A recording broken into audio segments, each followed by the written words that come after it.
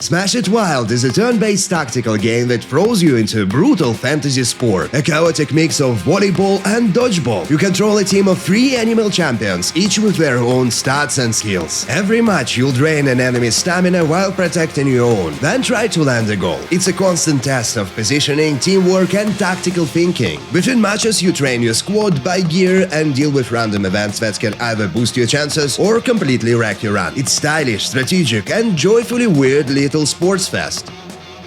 Blood of a Lamb is a lo-fi but surprisingly effective exorcist sim, where you play a fresh out of the abbey exorcist traveling from village to village to purge the possessed. Each case is a creepy little puzzle. You consult your tome to identify demonic signs, pick the right holy relic and perform a minigame ritual to cast the demon out. Visuals are simple but unsettling, and the gameplay is quite satisfying. There is a narrative brewing underneath, and it looks like in the full version, your successes and failures will lead to consequences and shape the story. It's a strong foundation for what could become a really intriguing game about possession, with active devs building towards something bigger.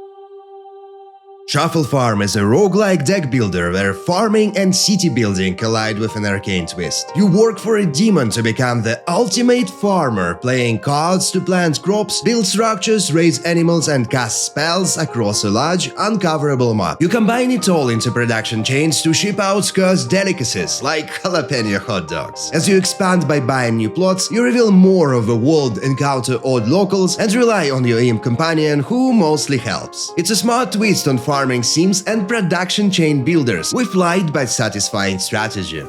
Funguys Swarm is a Vampire Survivors style roguelite where you play as a brave little fungi, defending your forest from the Fire King and his army of mutated spooky vegetables. The demo already offers a solid selection of skills and perks to turn your goofy mushroom hero into a nature-fueled menace. There's also a glimpse into meta progression with a range of power-ups to distinct upgradable weapons, throwing grapes and a watermelon axe, and Fire King blessing that come with the trade-offs, curses to make your runs even tougher. The full game promises even more chaos, new characters, unlockable pets, and yes, even mushroom-powered mechas. It's silly, cute, smooth, and very fun. Forestrike is a tactical kung fu action game where you watch a punch fly into your face 30 times before actually getting hit. You play as you, a martial artist who uses foresight, a technique that lets you preview each fight like a mental simulation. You can rewind, rethink, and perfect your moves. But in reality, you get only one shot. No do-overs, just bruises and a headache. Each battle is a tight puzzle where you are outnumbered, outmatched, and totally screwed, unless you stay calm, plan smart, and execute clean. You can choose from different master schools to win the demo, each with their own style and unique mix of techniques that evolve through roguelike progression across branching levels. It's smart, it stands and makes you feel like a kung fu genius, kicking enemies straight into the year of the dragon. Die for the Lich is a dark fantasy tactical roguelike dice deck builder where you battle grim folkloric horrors like Strigoi, the Black Stag, and Shook on your way to confront the Lich himself. There is a solid arsenal of weapons and armor to choose from, each with its own rules and special critical results. You need to roll a specific number or lower to hit or defend, and landing that exact number triggers a critical with unique effects. Some let you roll an extra die, some grant bonus attacks, others allow to repeat a hit. Beyond dice, you manipulate outcomes with trinkets and coins, lowering or raising numbers or powering up hits. It's not about luck really, it's about controlling the chaos. There is a solid meta progression that unlocks new dice and weapons along with characters, too featured in demo. It's quite an entertaining strategic concept with great depth. Just don't forget to bring your lucky die. Stick It to the Stickman is a hands-down the most accurate capitalism simulator yet, and a career ladder game where you brutally and literally punch and kick your way through coworkers to get promoted to CEO. You play as a stick figure office drone with dangerously workplace-adjacent combat skills, groin-kicking finance bros, stapler launching coworkers, chainsawing middle managers, and even minigunning CEOs. The one-button combat is simple but spectacular. You build a stack of moves, and attack rotates through it. As you level up by firing your colleagues, you add new abilities or upgrade existing ones, climbing even higher on the corporate ladder. The demo features tons of unique skills, diverse set of characters, and wildly different builds to experiment with. It's brutal, it's ridiculous, and exactly as cutting as it sounds. And looks like after years of wait, it finally gets a release. Don't Kill the Messenger is a dodge-based top-down action roguelike where you play as a squirrel trying to deliver a critical message to the king. It's simple, fast, and honestly reminded me of one of those obscure NES games I probably rented as a kid. I think I included it mostly for that nostalgic charm. There are no traditional attacks here, so combat revolves around dodging. You roll to evade, but also to slam into enemies to kill them. Besides, you can toss crates and barrels lying around to take enemies out. Along the way, you'll find a variety of one-time use items, plus a solid selection of gear and modifiers hidden in the dungeons or dropped during random events. Those random events deserve their own spotlight. They're weird, light-hearted, unpredictable, and sometimes powerful enough to make or break an entire run. There are also fun little challenges like pulling levers to activate saw blades and kill treemen, or tossing a bunch of chickens to hit a high score and get valuable loot. It's a small, fun title that evokes that nostalgic spirit of a long-lost NES gem. Simple, chaotic, and full of charm.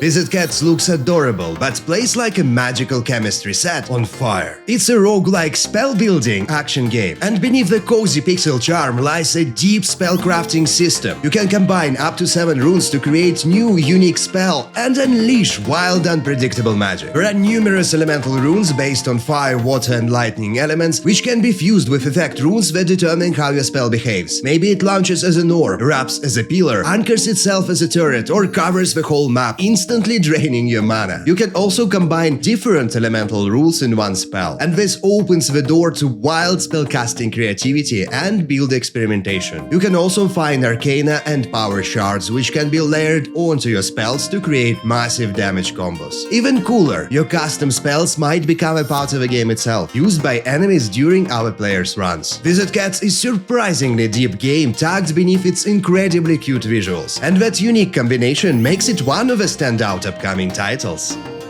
Fogpiercer is a tactical roguelike deck builder that feels like a solid cocktail of Snowpiercer and Mad Max. You're charging through a frozen post-apocalyptic wasteland in a war train, fending off relentless marauders attacking you from cars, trucks, and battle rigs. You build your deck by customizing the train itself. You choose and level your locomotive, driver, weapon, and shield carriages, all of which shape your cards and tactical options. Battles play out on a tactical grid where positioning is everything. Besides just shooting things, you can slam enemies with wrecked cars, shove them into hazards, or let the train crash them flat. It's honestly super satisfying. Between fights, you stop at stations to upgrade or swap out your carriages, purchase cards, and deal with random events that shape your run. It's a vicious little strategy game wrapped in a steel and frostbite. Definitely worth your time and wishlist. GODBREAKERS is a fast-paced RPG roguelite with slick visuals and chaotic satisfying combat. You fight through a series of connected arenas, each packed with enemies. Light and heavy attacks, dodges, jumps, air combos, dash strikes, and cancelable animations all combine into tight, responsive, and fluid melee action. The standout mechanic is GODBREAK. You can weaken a foe and absorb them to use a unique one-time super move. Even mini-bosses can be absorbed, letting you turn the tide in style. The demo can be played solo or co-op and includes 2 distinct characters, a mini-boss, a boss fight, and 1 biome. That biome is literally a desert that became self-aware, an ancient sentient computer made of sand, with polished fluid combat at its core, along with sharp visuals, strong world building, and layered progression. GODBREAKERS show real potential to stand out in the crowded RPG roguelike space. I can't believe I'm saying this, but Dunderbeck might be the most gloriously disgusting game I've tried in a while. You play as a sausage maker in Porksville, Cincinnati, I guess the one in Ohio, grinding magical roadkill like kobolds, unicorns, and fairies into culinary masterpieces. It's a chaotic inventory management outer butler, where every fight is a whirlwind of flying meat, trash weapons, and split-second cooking and munching decisions. You can eat just about anything for different effects, mostly healing so far, or sniff out at pixie wings for a heavy buzz and a speed boost, while swinging severed wolf limbs, rat tails, or whole unicorn corpses as weapons. That is, unless you save up and splurge on a giant war spoon or a proper spear. The world is pure magical trash punk absurdity. A doughboy mafia trying to extort you, a rat prince lurking in the sewers, a taxidermy shop called Mystical Mounds that wants to stuff a phoenix, and a restaurant politely requesting cobalt limbs and sparkly unicorn spleen. It's gross, it's funny, it's wildly creative, and honestly totally brilliant. I really enjoyed the game, but now I hate hot dogs.